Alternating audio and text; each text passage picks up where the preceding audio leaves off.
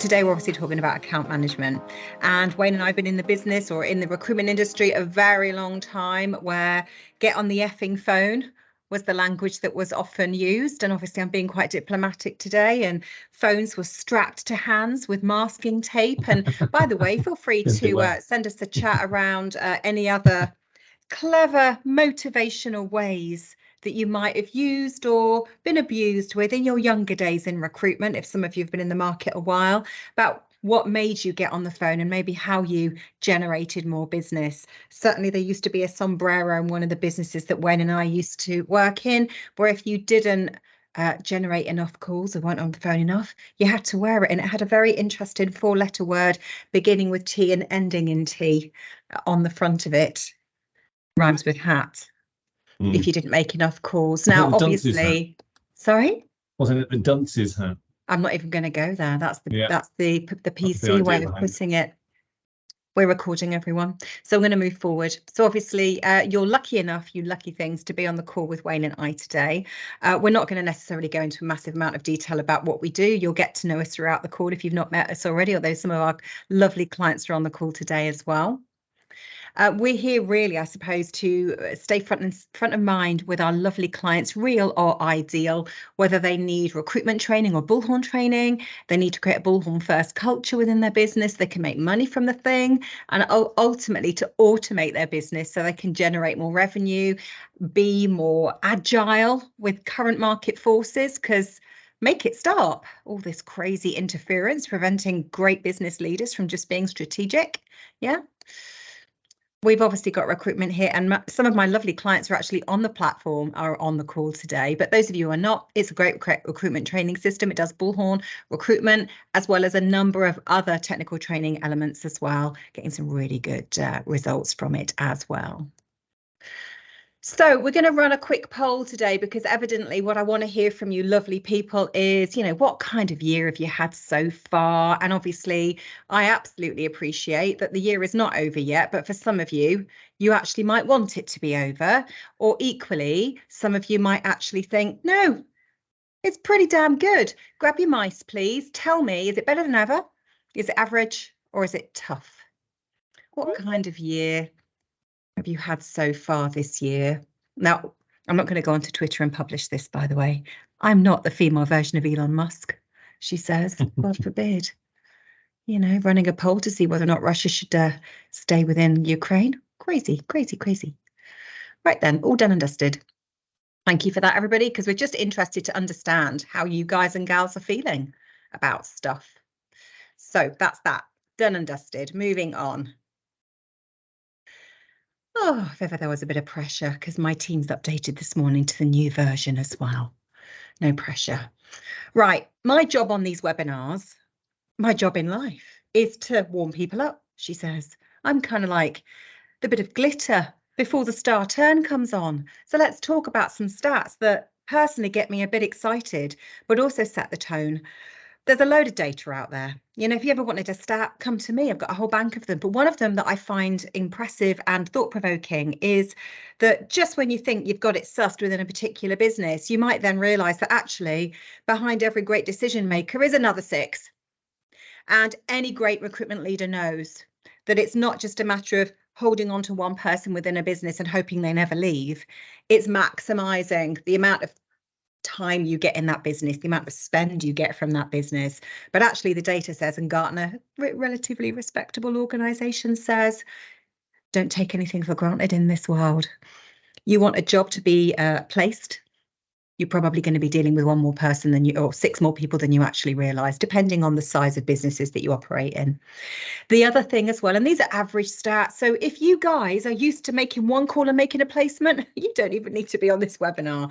But maybe you are in the average, maybe 18, maybe you don't even measure it. Oh, God forbid. Although, did you know another stat that's quite scary is that as much as it takes 18 calls to get a client talking to you, the average recruitment consultant quits after 5. That upsets me. That upsets me. We need the masking tape back, don't we, people? She says, God forbid. Now, I'm not suggesting that new business development is not important. We all know it absolutely is, but sometimes working what you've already got could be a really good use of your time.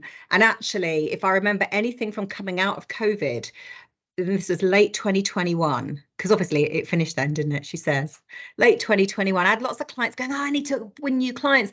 And I felt like a lone voice going, well, what's happened to all your old ones? Now, I appreciate some of your lovely clients may have disappeared off the face of the planet, or they might have just moved businesses, but most of them still did exist and do exist. So I'm preaching the converted. That's why you're here. There's also a lot of data out there. And again, Gartner, we love them both, so love them all, is they say that actually a lot of decisions that businesses are making now are based on data. Now, if you've got analytics, you should agree with me on that. Otherwise, why have you bought the flipping platform in the first place? But even if you don't have analytics, you will not just be basing how to run your business on how you feel, although some days it might feel like that. But most of the time, you're basing it on data, strategic decisions based on data. Well, your clients and your candidates are kind of doing the same thing. Now, it says here by 2025, and I created that stat. I looked at the age of it 2 years ago. I think we've probably got there now. To be frank, we base most of our buying decisions on data. We might buy a car because our mates think it's good, but actually we've probably done a bit of research about how effective it is and what other people might think. And I used to say Top Gear used to give us a view on that, but they've just cancelled the show. So what a shame. The other thing as well I want you to bear in mind, and this is becoming more and more prevalent, is we want our clients to have an emotional attachment to us. There's a guy on the call today called Rossa who talks all about intentional attraction. We've done a webinar with him recently. We'll probably agree, he might even disagree with the stat, but it might be quite close, that actually for people to be fully engaged, we've got to develop emotional attachments with them. And again, that is what account management is all about. And again, I'm probably preached the converted, but sometimes these stats can really just get us focused. Some of the stuff we're going to talk to you guys and gals about today, you already know it, but you come on this call just to get you focused on doing it. It's a bit like, I know I need to go to the gym. I already know it. But going there and actually paying someone to show me what to do means I'm more committed to making it work. So if any of you want these stats, by the way, just drop me a line. I've got loads more where they came from. If you need any stats to help get your recruiters focused on what you want them to do, just the odd one or two, be my guest. We're evidently going to record this and chuck this onto our blog later on as well. God forbid we try and manage our accounts by creating more engaged clients, she says. So I want you to be thinking throughout your time with Wayne today, because I'm almost finished with you. I'm hoping you're feeling nice and warm and ready. You know, if your hot date's about to walk in the door, you know, mine's Christopher Pratt, I will ask him to take a seat during this webinar. Trust me, I will, she says. But I want you to think about how you can use these 5 stats to get you focused. One of my clients recently said to me, she loves how automation is helping her target her attention and target her time on the right people rather than just everyone. The other thing as well is, obviously, we know not to let people get cold, but in recruitment, we're pretty good at that, aren't we? Because we're a bit busy. A lot of the time we can be forgiven for being really busy, but the problem is our bank managers won't forgive us for that. They're expecting us to have everything running all at once. And equally, land and expand always makes me giggle, but it's quite a good thing to do when you win a contingent piece of work, is to go, maybe I could continuously make this clients' and candidates' dreams come true on a regular basis. Why stop at one? So think about how you're going to be automating your outreach while Wayne has his wicked way with you today. But also, and this is really flipping important, we're not here to replace your teams of lovely recruiters. We're here to maximise their phone and FaceTime, because actually that's the thing that actually works. Automation will only take you so far. The humans then need to step in and go, I've got this, I've nailed it. Yeah, you've all watched enough science fiction movies to know that automation on its own can be quite a dangerous weapon. God forbid we go into the sci-fi or AI world today. The bit that runs through the heart of all of this are your recruiters. They are your coolest tool. We need to free them up. We need to weaponize them. We need to give them the opportunity to do that landing and expanding. So, quick question for everybody again. I want to find out what you're actually doing with automation. So bear with me 1 second. And I want you to really think about this. I'm hoping you've got automation of some kind in your business, whether it be Bullhorn Automation or something else.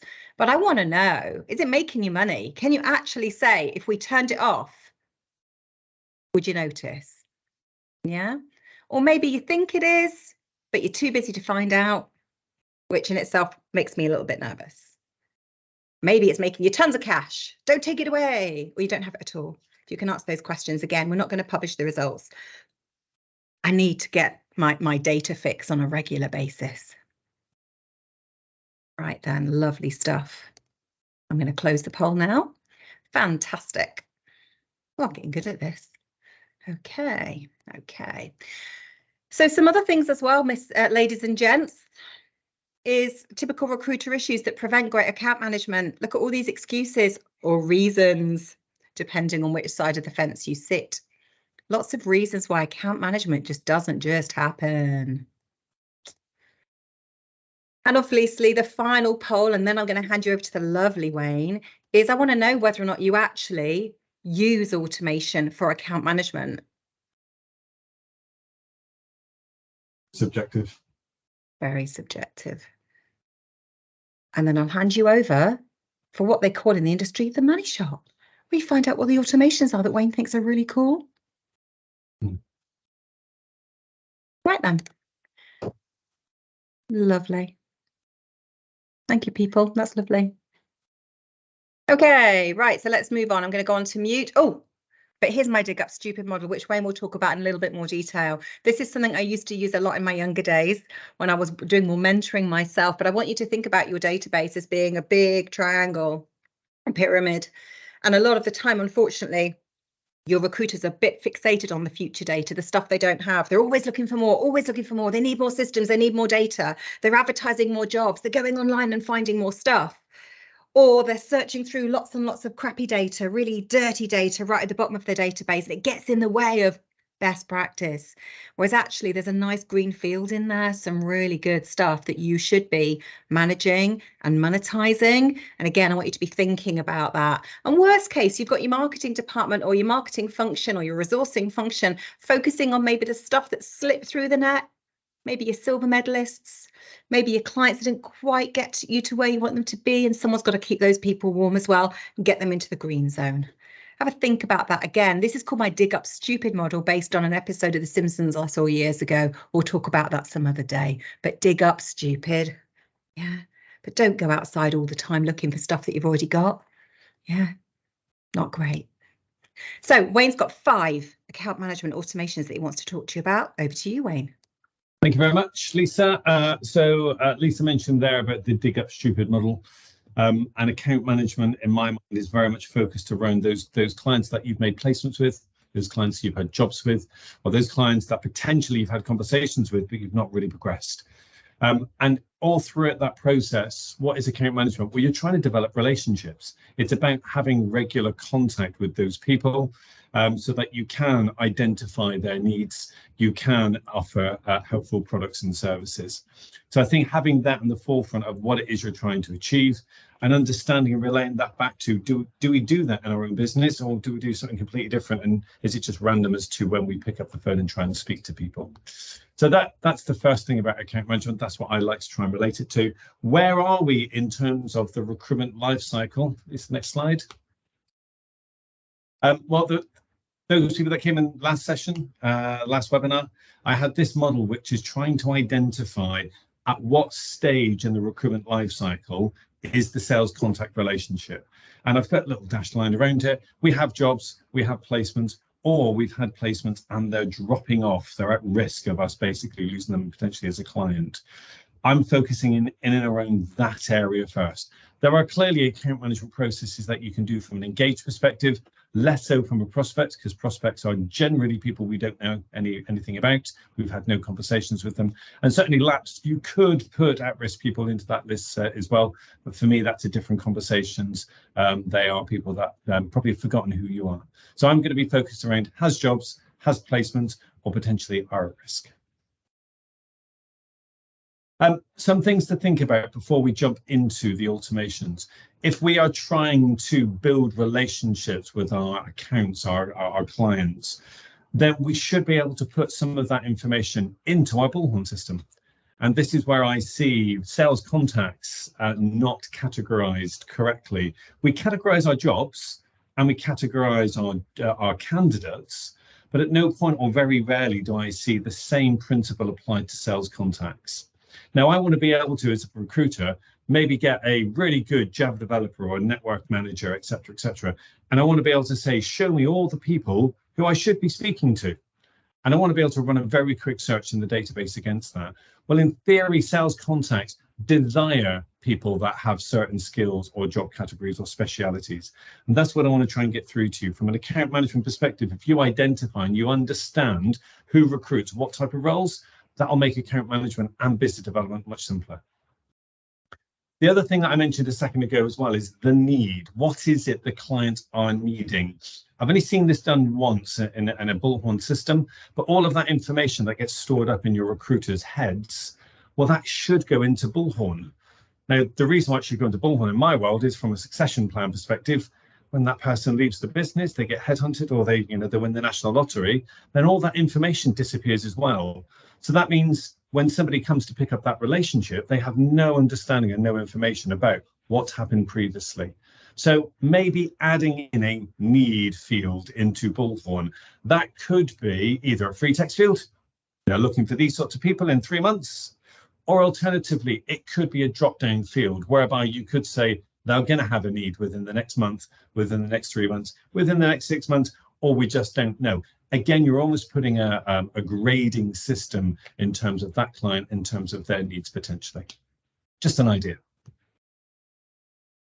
Okay, so 5 automations that I think are essential for managing good account management. I've put this one in here. I suspect some of you have this switched on already. It is a blueprint. It's called Close the Inactive Jobs. Why do I think this is really important? I see far too often a lot of candidates or a lot of clients that have an awful lot of jobs open, and all the recruiters are sat there going, oh yeah, we're really, really busy. We've got loads and loads of jobs on. And what they're doing there is they're not really focused in on the live jobs, the hot jobs, the really, really important jobs. So 1, recruiters think they're busy, and 2, leadership seem to think they've got a huge pipeline.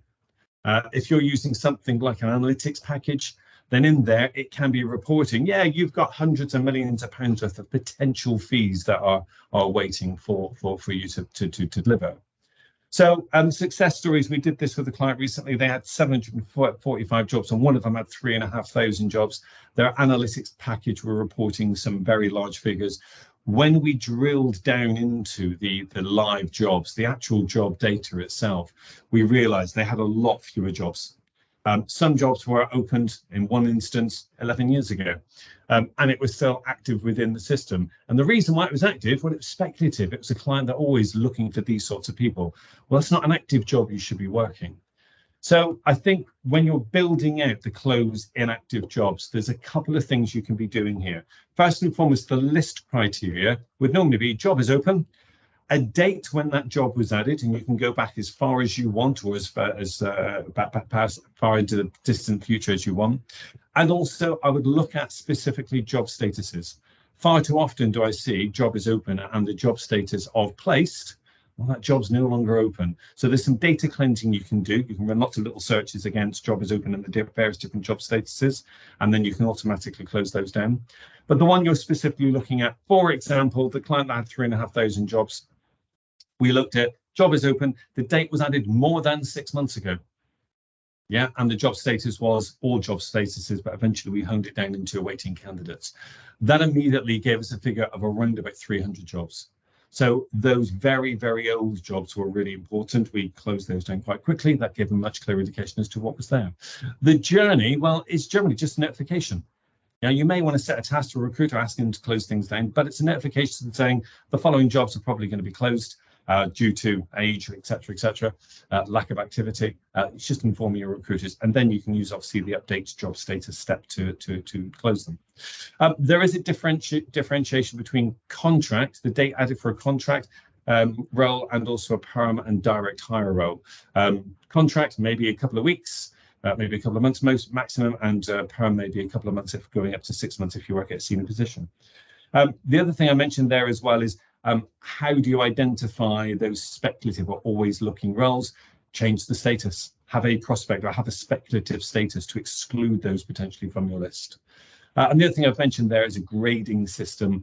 Do you have a particular grading system? Do you have a grade 1, which means, or an A, which means that we've got exclusivity on the job? Maybe a B is lots of other people looking at it, and C is every man and his dog's working on that job. So again, if you're looking at any form of grading system, hone in on those A grade jobs to begin with, then work the Bs and eventually work the Cs. So closing active jobs, you need to be working the right jobs in order to fulfill the requirements of what your clients are looking for. Okay.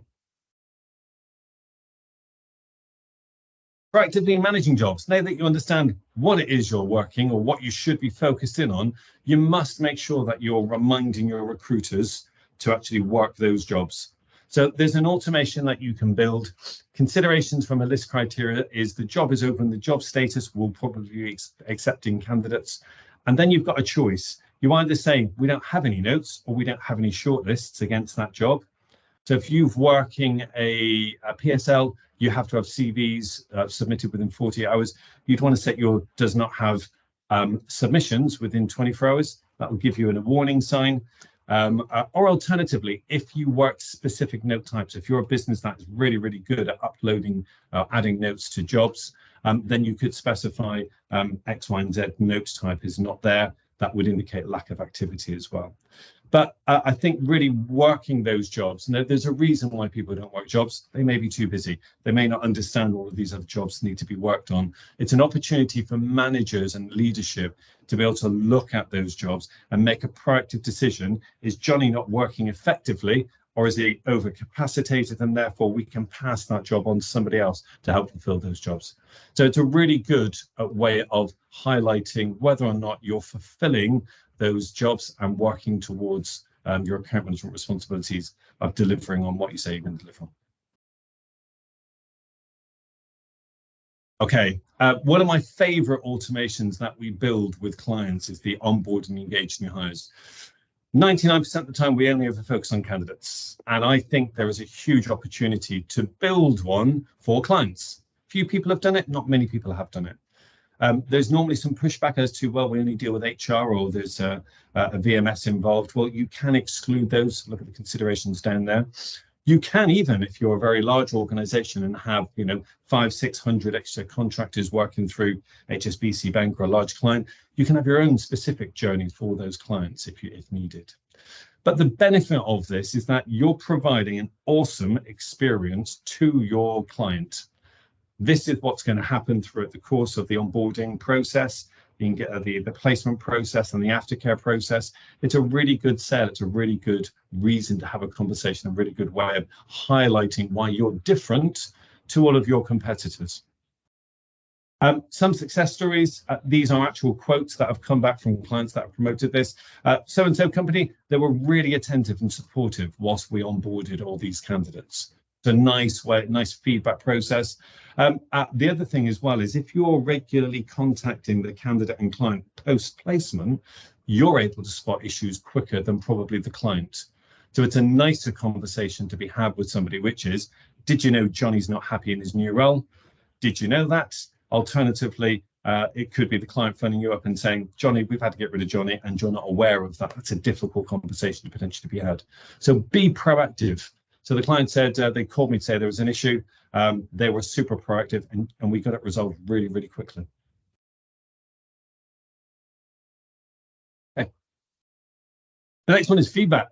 How can you know if you're doing a good job if you don't get feedback from your clients? So it's something that can be incorporated into the onboard engage new hires process. You may want to do it on every placement. You might just want to do it once every 6 months. You might want to do it randomly and just send something out every quarter to all of your clients and just see what feedback you regularly get back from them. Understanding what they're thinking of you means that you can then devote specific time to those people who are unhappy as opposed to those people that are happy. So again, it's giving you a bit more science around who you should be focusing on in order to get your account management processes up to date. This is one we did recently for a client. It's something that popped into my head while I was working with them. Again, 3,500 live jobs. We're looking at all of their placements. I immediately had this thought process of, from an account management perspective, who's managing those placements when somebody leaves the business? So we looked at some of their stats. So there were 700 and something, 720-ish placements that we honed in on. And we identified 350, just over 50% of the placements weren't being proactively managed because they hadn't been reassigned to an active Bullhorn user.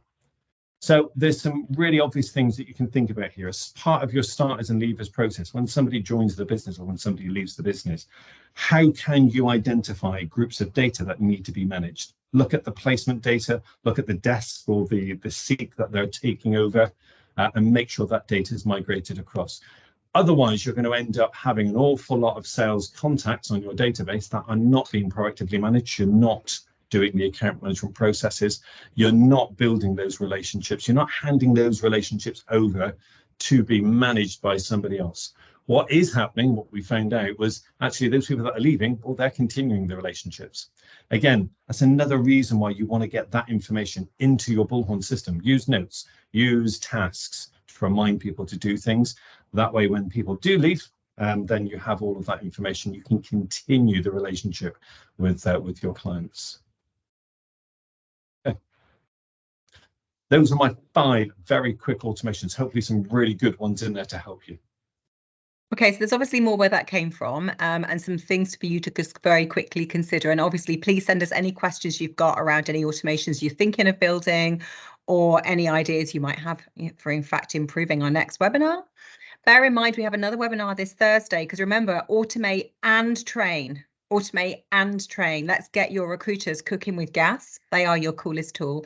If you're not already booked, we've got space on our webinar this Thursday where we're focusing on business development, and we're focusing on how recruiters can use Bullhorn to drive sales. But also, because I'm a bit of a passion project of mine is to help recruitment leaders that have invested in LinkedIn Recruiter, but maybe don't want to anymore. I've got some tips on how to use the free version of LinkedIn to negate the need for the paid for version, to also do some very quick business development, ultimately to drive people back into your Bullhorn system, but to get you on Bullhorn, get you on LinkedIn and using that well without the need to upgrade. So some ideas there. Please get yourself booked onto that. If you don't have a link to that already, just send a chat saying webinar Thursday or Thursday in the chat, and I'll send you a link outside of this session today. Don't forget, Recruitment here has a crazy amount more stuff where this came from, including LinkedIn, analytics, automation, Bullhorn, a whole host of other stuff, including traditional recruitment training as well. We'd love you to have a play with the system. And in terms of your takeaways, think about what you're doing currently with account management. If you were just there sitting all by yourselves and you really wanted to do it as well as you possibly could, what would that look like? Start with the ideal and then work your way backwards. Think about your jobs, how you're going to manage them, the past jobs and your future jobs. BD is great. It keeps us really busy. But if all we're doing is winning jobs and not placing them, that's not necessarily a great case study, and it's not sustainable either.